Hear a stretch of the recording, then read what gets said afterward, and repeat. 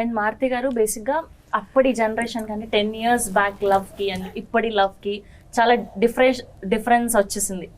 మనం పలకరించే విధానం కానీ, అమ్మాయిని అప్రోచ్ చేసే విధానం కానివ్వండి. అండ్ ఇప్పుడు మన దగ్గరలోనే చూస్తున్నాం కొంతమంది కపుల్స్ని ఎలా విడిపోతున్నారు, ఎలా ఏంటి అని. సో వీటి మీద మాట్లాడాలి అంటే ఫస్ట్ మీరు ఏం చెప్తారు? ఒక రిలేషన్షిప్ పర్ఫెక్ట్గా బాగుండాలి అంటే ఏంటి, మీ సైడ్ నుంచి ఏం అడ్వైజ్ ఇస్తారు? ట్రూ లవర్ చూడమంటాను, ఇలా ఉండకూడదని చెప్తాను. ఎందుకంటే ఈ సినిమా చూస్తే పాపం వాళ్ళిద్దరు పెయిన్స్ అర్థమవుతాయి. ఇద్దరు పాజిటివ్ క్యారెక్టర్స్, ఒక 2 పాజిటివ్ క్యారెక్టర్స్ వాళ్ళిద్దరి మధ్యన వచ్చిన కాన్ఫ్లిక్ట్ సిచ్యువేషన్స్ ఇలాంటి ఎలా ఫేస్ చేసి వాళ్ళు ముందుకెళ్ళారు లైఫ్లో అనేది అందరికీ this is the best example. ఎందుకంటే కొట్టుకుంటారు, కలుస్తారు, ఇద్దరి మధ్యన చాలా ప్రేమ ఉంటుంది, కానీ యాక్చువల్గా దూరం ఉంటుంది. అది ఎందుకని అలా వస్తుంది, ఇలా ఎందుకు ఉండకూడదంటే డెఫినెట్గా ట్రూ లవర్ చూడాలంటాను. సో ఈ సినిమా మీరు మొత్తం చూసుంటారు కదా ఈ పాటికే. సో దీంట్లో మీరు బాగా రిలేట్ అయింది ఏంటి, నా లైఫ్లో కూడా ఇలాంటిది జరిగింది అన్నది? తన క్యారెక్టర్ తను పెర్ఫామ్ చేసిన విధానం. ఎందుకంటే అమ్మాయి క్యారెక్టరు, తన క్యారెక్టర్ ఉందంటే అమ్మాయి క్యారెక్టర్ అలాగే ఉంటుంది, ఎలాగో ఉంటుంది.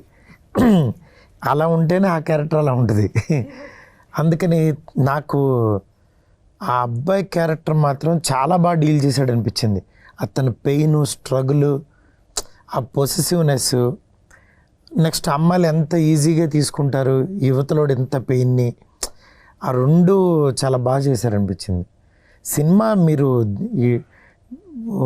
జస్ట్ 10 minutes స్టార్ట్ చేసిన తర్వాత అలా తెలియకుండా 2 hours అయిపోద్ది. అంటే లోపలికి వెళ్ళిపోతారు, వాళ్ళ వరల్డ్లోకి వెళ్ళిపోతారు. లాస్ట్కి ఇంకా ఉంటే బాగుండు, ఏదో జరగాలి అనే ఫీలింగ్లో బయటకు వస్తారు.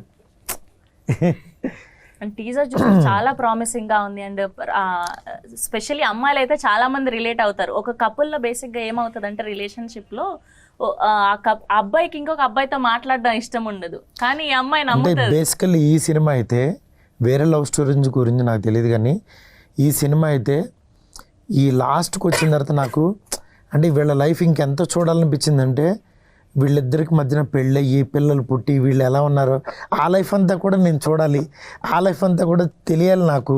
సీజన్ 2 చూసేద్దాం తర్వాత. సీజన్ 2 డెఫినెట్గా రావాలని కోరుకుంటున్నాను. ఎందుకంటే అది అంత స్కోప్ ఉంది దీనికి.